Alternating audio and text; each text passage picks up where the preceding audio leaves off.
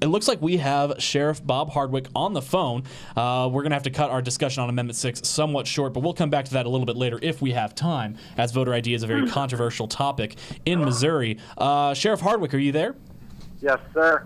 How are you? I'm very good. How about yourself? Doing pretty good. Pretty good. Excellent, excellent, excellent. So we've got a couple questions for you today. First and foremost, congratulations on your unopposed re-election to the office of Sheriff in Adair County. Oh, well, thank you very much. Thank you. And Chris, do you want to ask the first question? Yeah, Sheriff Hardwick, just from today's national election, it's obviously starting to get a little crazy out there. Has there been any extra security today for polling places in Adair County? My office has been tasked with that as the county sheriff throughout the counties, state of Missouri, have multiple tasks, multiple duties to perform all the time, and this is just one part of it in regards to the elected officials or election process, to where my deputies go around, check with the voting booths and the voting sites to determine if there's any problem, talk with the staff, let them know if they need anything to call us. We've done this for years, and my deputies went around and checked on them today, and everything was fine. Excellent. Keeping the voters of Adair County safe is obviously something that is of utmost concern for you as sheriff. So, what are some of the challenges that you've faced in the past? I mean, your term is 4 years. So what are some of the challenges you faced in, say, the last 2 years? And how do you think you've learned from those challenges? I'm sorry, but there's something bleeding over on the line. I only got part of the question. Okay. So let me ask again. So obviously your term is 4 years, so I'll just ask about the last 2. What are some of the challenges that you've faced in the last 2 years, and how have you learned from them? Well, basically, there's challenges all the time, and I can even go back even farther than that. It's in regards to the funding that one has. The county commissioners only allocate so much funding to you to operate your budget. To run a jail, it's very expensive. It's very challenging. My jail takes approximately $850,000 a year to run. That's staffing, that's medical, that's all the cost factors associated with running a jail. And then you have the money that's left over to take care of the administrative staff, the deputies, the commission side of the deputies, to patrol the county, and then to make sure that we can address all those needs that come about, under the umbrella of the sheriff's office. But you have to have the funding and things like this. So I'm always out searching for funding in regards to, say, for example, the upgrade that I did for my jail, in regards to the security and the cameras and stuff. All that equipment was outdated, old, not working properly. So I had to find the resources to pay for that. So I had to take out a USDA loan through the Economical Development USDA local office here to upgrade the entire surveillance system and the electronic locks and all the mechanisms in the jail and things like that. So that's always a challenge to take care of the jail. Excellent. And Chris, I believe you have a question for Sheriff Hardwick? Yeah, Sheriff Hardwick.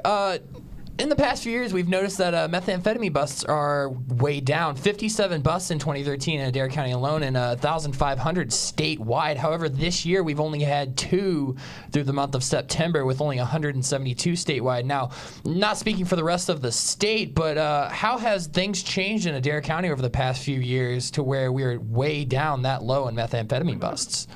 Okay, in regards, and I don't know where you're pulling your figures from, but there's probably more than that. Methamphetamine busts that have taken place. If you look on the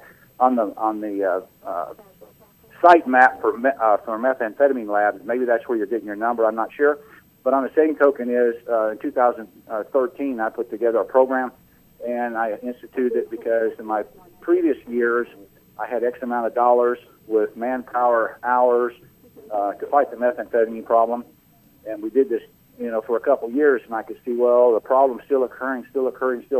So in 13, I met with the community leaders, presidents of the university, ATSU presidents, the city council, the mayor, doctors, physicians, allergy specialists, and things like this.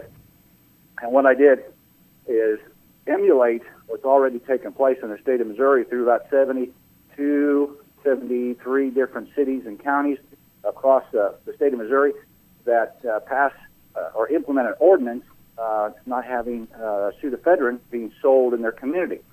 So that in and of itself reduced overall crime, because the drug problem that one has or has in any community is a direct correlation of other crime. You have repeat offenders. You have individuals that go out and they steal things, they break into things, they commit domestic violence and things like this. So it has an overall community effect and a society effect when you have a severe drug problem. So when that ordinance was passed, it reduced the overall crime in this community, and evenly the FBI looked at our UCR reports, and they contacted the Missouri State Highway Patrol, and they contacted us and said, what do you contribute these numbers to, because they're so low compared to what they were from the previous year. And the answer was to pass the Sudafed ordinance to forbid the sale of a Sudafedrin in this community. So it has helped. It's improved the quality of life here, and that's the goal that I set out, and I achieved it. Just to clarify those statistics, Sheriff Hardwick, those were pulled from the Missouri State Highway Patrol National Seizure System info from their state website. I'm sorry, you pulled it from what? We pulled it from the Missouri State Highway Patrol website. It was the national. Okay, that was probably, and I don't have that in front of me, but that might have been meth labs.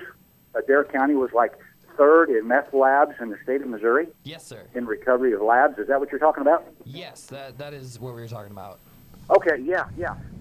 But since that's occurred and the ordinance has gone in, when you said arrest, that kind of that was a different terminology. Arrest. There was more arrests that made for drugs, because we still make drugs for arrests. I track that stuff all the time. But Okay. that was meth labs that was turned over to the Missouri State Highway Patrol. Epic labs is what they call epic sheets that we fill out when you recover a meth lab. That's what those numbers are. Okay, and are methamphetamine possession busts on the rise, or are they dropping in the county, or? Well, not so much as they're increasing, which I don't think they are, but no community in the country ever ends a drug problem. There's other drugs that are taking place. For example, heroin. There's some counties in Missouri. There's some counties very close to us in Illinois that there's a serious problem of heroin. So it just reoccurs and reoccurs and reoccurs. All right, Sheriff Hardwick, we'd like to congratulate you on your re-election bid in Adair County, but we have to let you go and move on. Thank you very much for your time this evening. All right, thank you very much for the call. Have a good evening.